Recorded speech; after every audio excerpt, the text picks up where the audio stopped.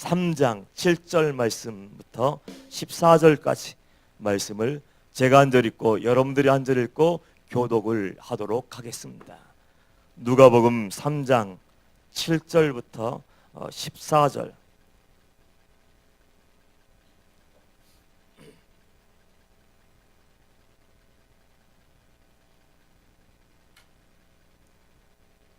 제가 한 절 읽고 여러분들이 한 절 읽고 교독을 하겠습니다. 7절.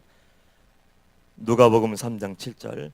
요한이 세례받으러 나오는 무리에게 이르되 독사의 자식들아 누가 너희에게 일러 장차 올 진노를 피하라 하더냐.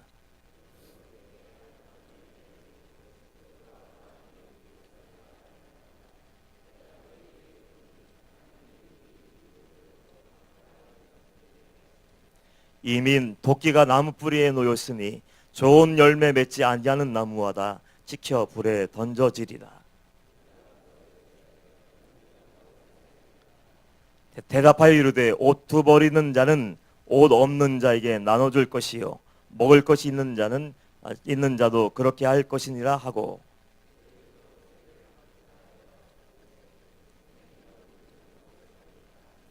이르되 부가된 것 외에는 거두지 말라 하고,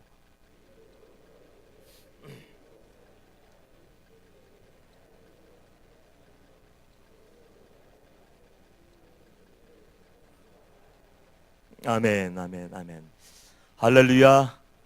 이 시간도 주님이 함께 하시고 주님이 말씀하시는 은혜의 시간 되기를 주님의 이름으로 축복합니다.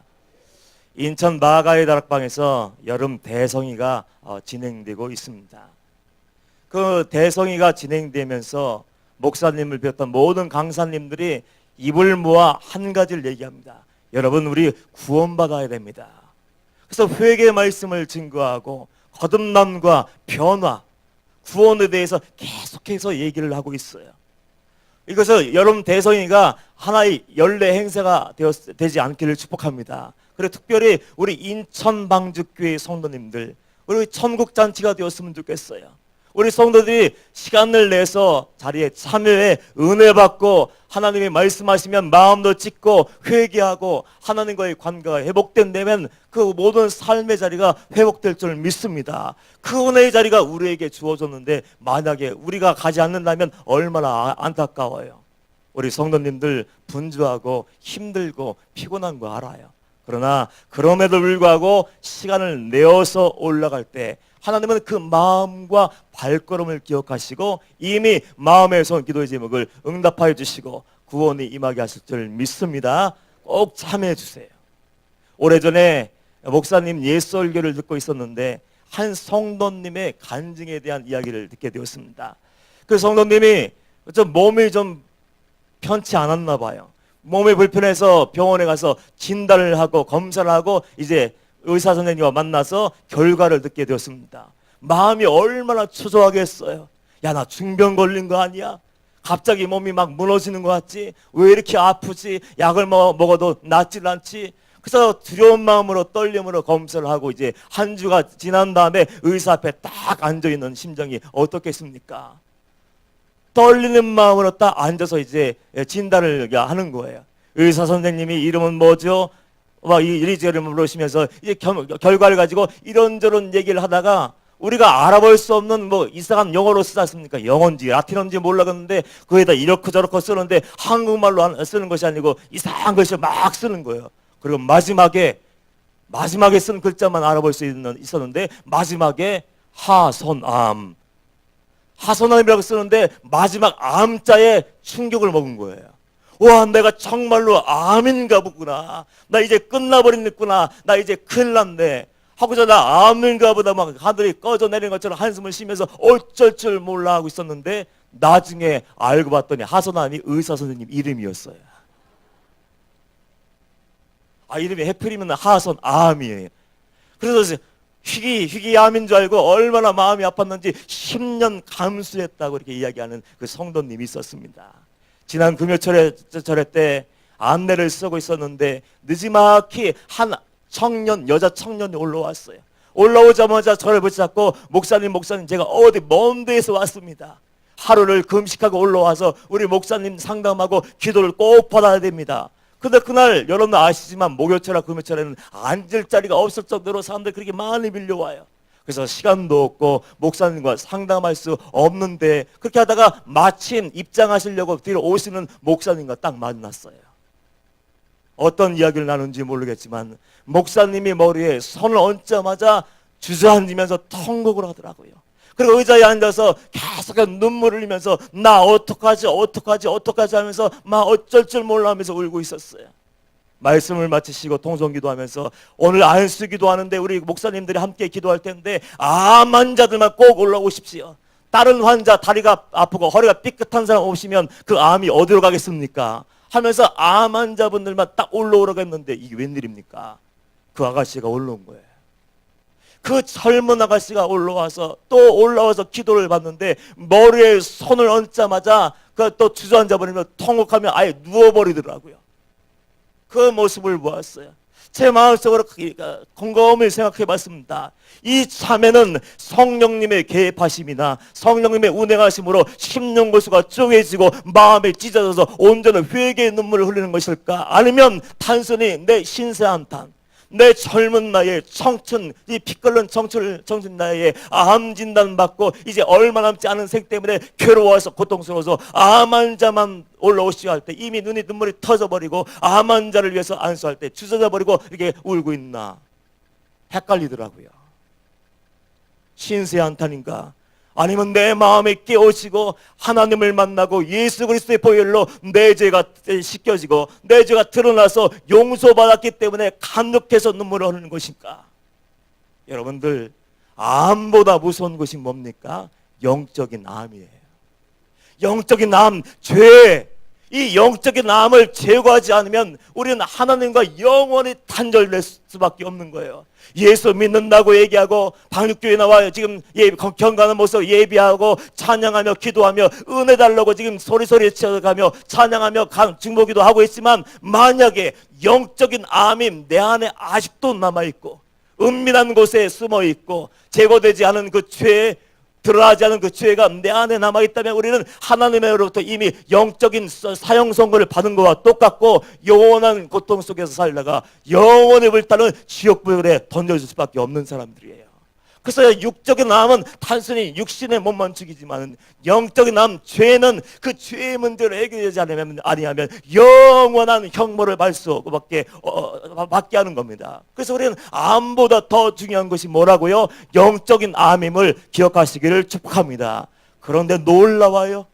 구원받으라고 얘기하고 회개하고 하나님과의 관계가 회복되어야 된다고 얘기하고 하나님이 은혜로 살기를 원한다면 하나님과 나 사이에 막힌 담을 다 허물어뜨리고 경건함과 거룩한 모습으로 은혜 보좌 앞에 나아가 때를 따라 돕는 은혜를 구하고 그 매일매일 주어지는 하나님의 은혜로 사십시오. 이렇게 얘기하는데 놀랍게도 죄의 문제에 대해서는 무관심이에요. 영혼을 얘기하지만 영원한 천국에는 관심이 없고 이 땅에 관심을 가지고 그저 잘 먹고 잘 사는 것만 관심을 두고 하나님이 종들을 통해서 복음의 망치를 들고 강팍해진 마음을 깨뜨리기 위해서 야 지금 회개해야 돼. 내 마음속에 남아있는 거 은밀하게 짓고 있는 모든 죄를 다 던져버리고 너희를 구원받아야 돼. 회개는 하나님의 놀라운 사랑의 선언이야. 이렇게 얘기함에도 불구하고 관심이 없어 무관심해요. 저는 이천 방주교회 성도님들조차도 그 죄의 문제에 대해서 무관심할까봐 걱정스러워요. 왠지 아십니까? 한 3년이 지나면 성도들이 무감각해진대. 본인들이 제게 와서 이 간증을 해요. 처음에 왔을 때는 눈물 없이는 예배할 수 없었어요.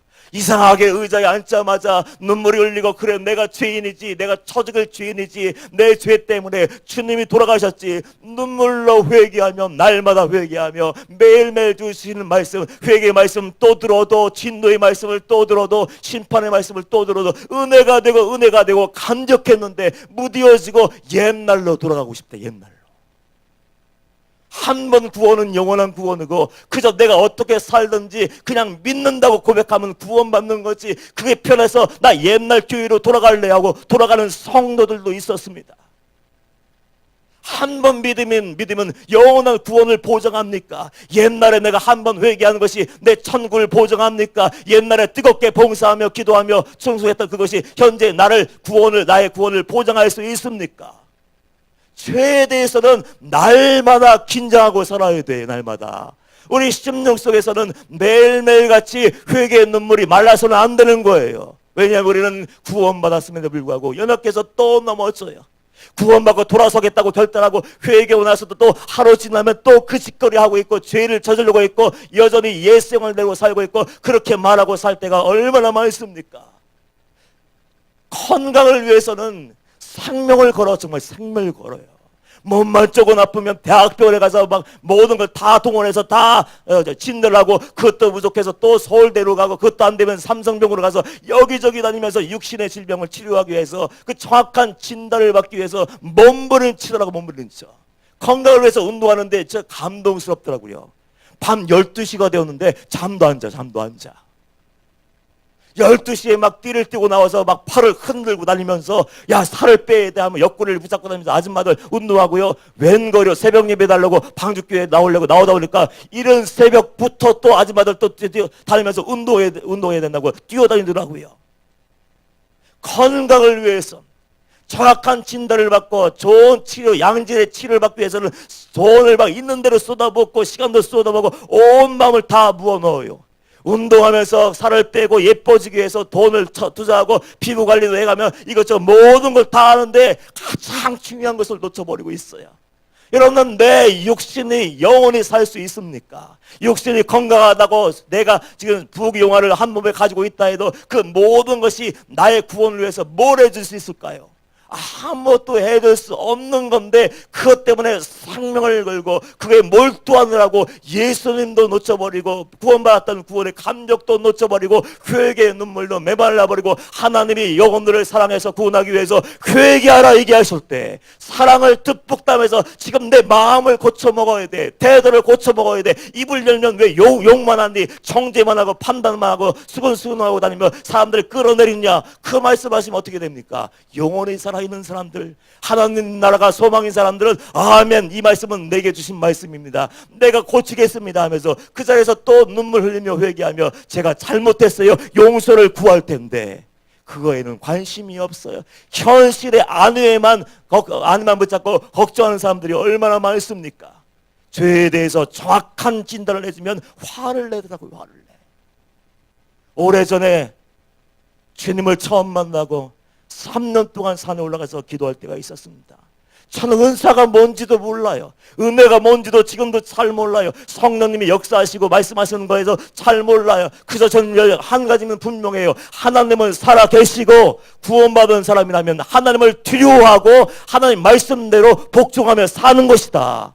그거 하나 붙잡고 있어요. 그런데 어느 날 여러 명의 청년들이 제게 찾아왔어요. 청년들이 찾아와서 목사님 오늘 결단하고 목사님께 찾아왔습니다. 하나님께서 목사님을 통해서 하시는 말씀을 듣게 해주시고 그 말씀, 하나님 말씀을 믿고 제가 고칠 테니까 우리에게 그 하나님의 말씀을 알려주십시오. 뭐라고 말씀하는지 제가 알긴 뭘 알아요.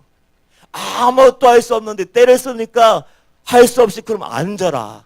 우리 예배 드리자 다 함께. 내가 뭐 아는 사람도 아니고 뭐 보는 사람도 아니고 능력 있는 사람도 아닌데 뭘 알겠냐. 우리 예배 드리면서 그냥 함께 예배하고 기도하다가 성령께서 감동을 주시면 그 얘기를 함께 나누자. 그러면서 열심히 보혈 찬양하고 말씀 한 구절 읽고 여들 똑바로 살아야 돼 막 그 얘기를 하고서 이제 앉아서 하나씩 감동되는 대로 이야기하기 시작했어요. 너는 말이야, 이상하게 말씀이 떠오르더라고요. 너는 말이야, 하나님이 이렇게 말씀하셔. 안석이 막 일그러지는 거예요. 너는 말이야, 하나님이 이렇게 말씀하셔. 똑같아요. 너는 말이야, 하나님이 이거 버리라고 말씀하시고, 너는 말이야, 마음속에 이런 게 숨겨 있던다. 다 뽑아버리고 정직해야 되고 정결해야 되고 순결해야 된다. 그 얘기를 다 해줬어요. 저는 그것이 하나님의 말씀이라고 믿고 그냥 얘기해 준 거예요. 저는요, 순진해요. 목사님 말씀하시면 다 믿겠습니다. 고치겠습니다. 그 말을 그대로 믿었어요. 그런데 그런 게 아니더라고요. 얘기해달라고 해서 같이 예배드리고 그 감동 주신 대로 얘기했어요. 죄를 특별히 지적하셔서 하나씩 끄집어냈어요. 얼굴이 다 일그러지고 막 분노한 표정. 이게 욕만 안 했지 여기까지 올라와서 이 말만 했지 막 쏟아 부을 것 같더라고요. 목사님 안녕히 계세요. 올 때는 웃고 왔다가 갈 때는 막 이글 걸어서 가서 저희들 다락방으로 올라갑니다. 그날 하나님이 괘씸하게 여기셨는지 다락방에 올라가 원장실 문 딱 열고 들어가는 순간 목사님이 인사도 하기 전에 한 명씩 들어온 사람 붙잡고 이렇게 얘기했대. 너는 말이야 이게 문제야. 너는 이게 문제야. 너는 이게 문제야. 넌 이걸 버려야 돼. 넌 이게 숨겨있어. 얘기해. 그제서야 거기서 뒤집어지는 거야. 동일한 말씀. 성령님은 동일하신 분임을 믿습니다. 성령께서 말씀하셨는지 제가 얘기한 그대로 들어오는 사람 한 사람 붙잡고 너는 이거 문제야. 인사도 하지마. 너는 이게 문제. 이게 문제. 이걸 건져버리고 이걸 끊어버리고 구원받았다면 구원받은 자가 어떻게 살아야 돼. 그제서야 거기서 아이고 신기하죠. 하나님 목사님 말씀한 대로 우리 목사님이 똑같이 말씀하셔요. 근데 놀라고 끝나더라고. 하나님이 우리를 구원하시기 위해서 저와 여러분을 너무나도 사랑하기 위해서 독생자 외아들을 이 땅에 보내주셨습니다. 그 예수를 통해서 주님이 우리에게 들려주신 구원의 메시지가 뭡니까? 위로의 말씀입니까? 소망의 말씀입니까? 잘 먹고 잘 살라고 얘기했습니까? 아니에요. 저와 여러분을 살리기 위한 유일한 말씀은 십자가의 복음인 줄 믿습니다. 회개하고 저희 회개하라. 천국이 가까이 왔느니라. 회개하고 믿고 구원을 받으라. 그러면서 그대 죄에 대해서 주님은 신랄하게 비판하시고 끄집어내셨어요. 성경 읽으면서 고통스러울 때가 언제입니까? 분명히 성령께서 말씀하셔요. 하나님께서 주의 종을 통해서 성령께서 말씀하시고 너희가 예수를 십자가에 못 박아 죽이고 너희 죄를 숨기기 위해서 십자가의 말씀을 증거하는 주의 종들을 잡아 죽였다고 얘기했을 때 그 사람들은 하나님의 아들이신 예수 그리스도의 입을 통해서 난 말씀도 듣지 않았습니다. 사도행전에 보면 스데반의 집사님의 순교의 장면이 기록되어 있어요. 성령이 분명하게 얘기합니다. 성령이 충만해서 그들에게 부형들이여 들으십시오. 친구들이여 들으십시오. 교회 안의 성도들이여 들으십시오 하면서 여러분이 바로 예수 그리스도를 십자가에 못 박아 죽인 장본이요 하고서 얘기할 때 그 사람은 어떻게 했습니까? 마음이 찔렸어요. 마음이 찔렸다는 것은 맞아. 우리가 시기심 때문에 질투심 때문에 예수를 십자가에 못 박힌 장본이지. 우리가 예수를 돌로 쳐 죽이고 예수의 손과 발에 못질을 해던 사람들이 바로 우리지. 양심의 가책이 있었습니다. 그런데 양심의 가책을 끝나버렸어요. 그 가책이 구원으로 이루어졌다면 얼마나 좋았을까요?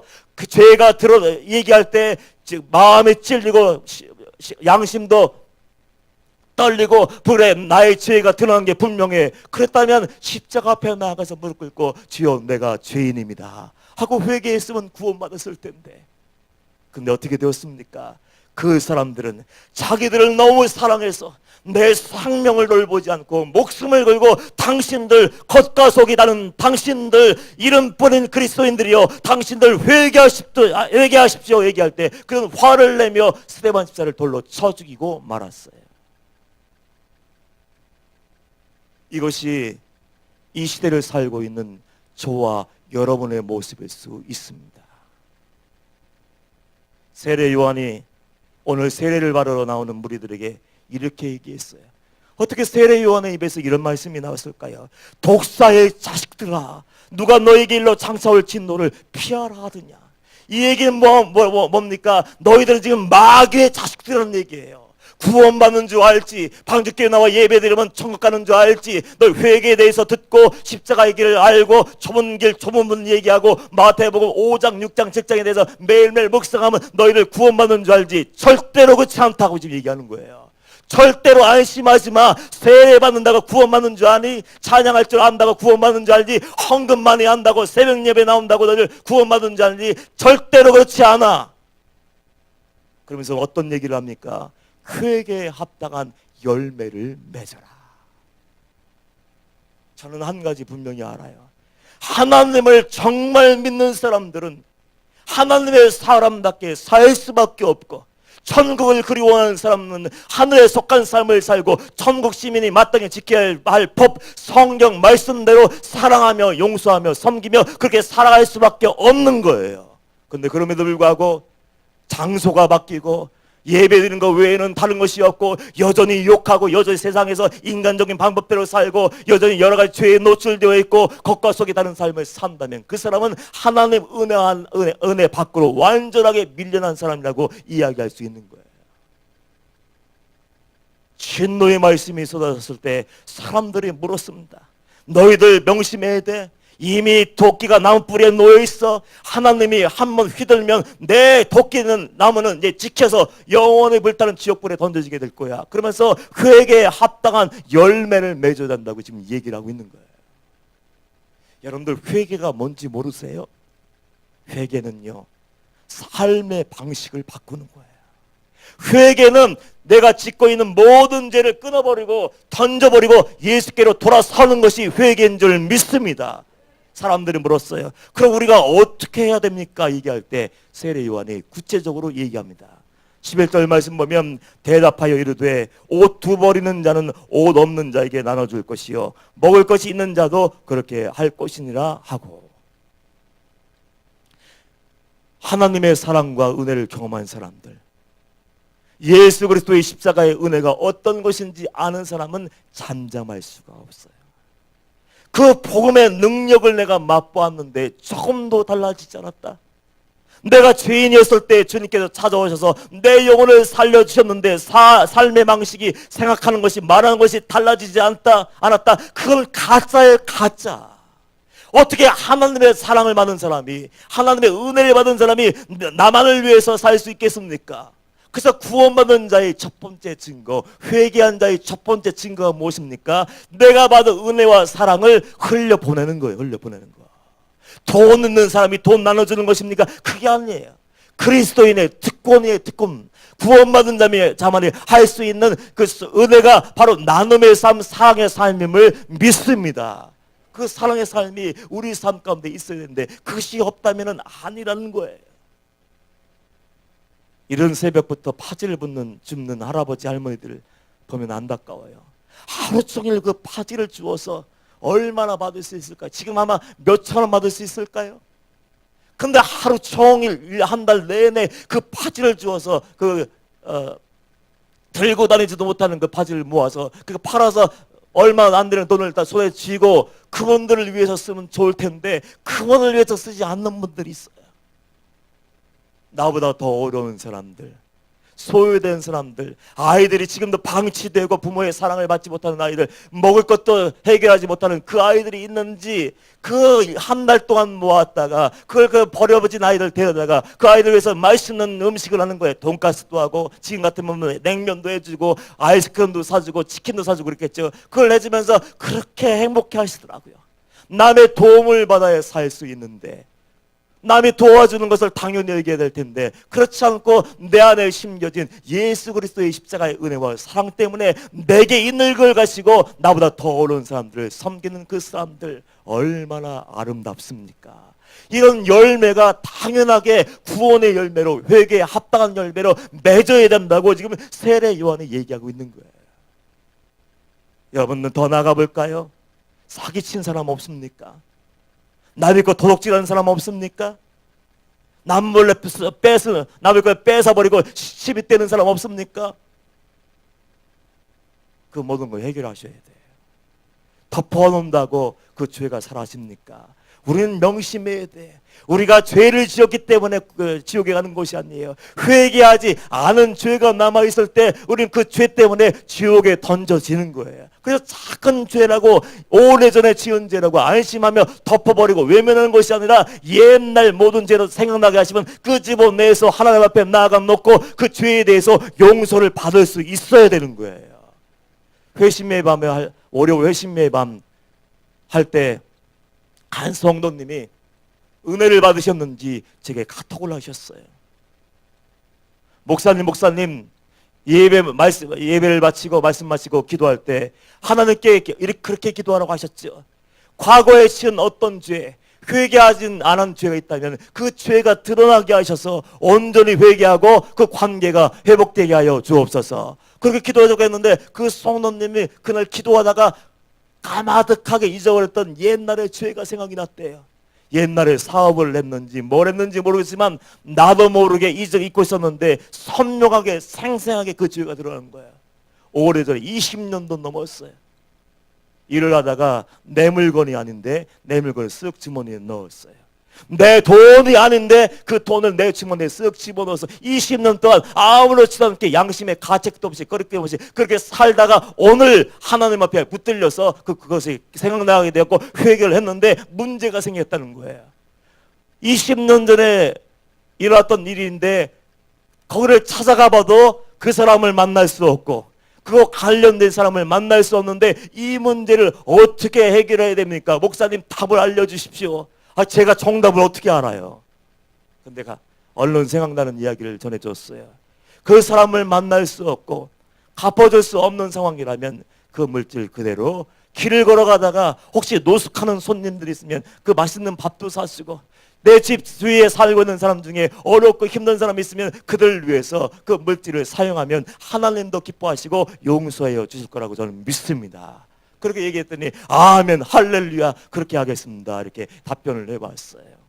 여러분 긴 말씀 하지 않겠어요? 구원받은 줄 착각하는 사람들이 되어서는 안 돼요.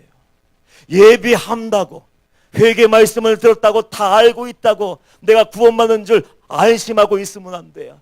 더 한 걸음 더 나가서 아는 말씀 가지고 들었던 말씀 가지고 삶의 현장에서 가정이면 가정에서 학교면 학교에서 직장이면 직장에서 구원받은 자답게 살아내야 되고 그리고 회개했다면 회개한 사람답게 그 자리가 하나님 나라가 될 수 있도록 삶으로 예배할 수 있어야 됩니다. 그 예배가 없다면은 돌아섬이 없다면은 변화가 없다면 그 구원도 가짜이고 그 믿음도 가짜이고 그 회개도 가짜이고 마지막 날 독사의 새끼들 하면서 마지막에 버림받을 수밖에 없는 영혼들이 되는 거예요. 우리 인천망주교회 성도님들은 암만 무서워해서 깊은 한심 쉬며 탄식하는 것이 아니라 내 안에 혹시라도 나도 모르는 영적인 암세포가 자라나고 있진 않은가, 나도 모르는 그 은밀한 죄가 내 안에 덕지덕지 붙어있는 것은 아닌가, 그 죄를 돌아보고 점검하며 주님 앞에 나아가 오늘도 그렇게 기도했으면 좋겠어요. 주님, 내 안에 들보가 드러나게 하여 주옵소서. 지긋지긋하게 변하지 않은 내 성품들, 말하는 것들, 내 삶의 모든 방식이 오늘 변화되게 하여 주셔서 말로만 주여 주여 하는 것이 아니라, 말로만 구원을 얘기하는 것이 아니라 삶으로 나의 구원받음을 증명하며 내 믿음의 진정성을 삶으로 증거하고 증명할 수 있는 우리 모두가 되게 하여 주옵소서. 그 마음으로 나갈 때 주님께서는 회개의 영도 부어주시고 깨달음의 영도 부어주셔서 오늘 예수 그리스도의 보혈로 여러분 정결하게 씻어질 줄 믿습니다. 오늘 성찬식 거행합니다. 우리 보혈을 지나 찬양하며 참여하시겠습니다.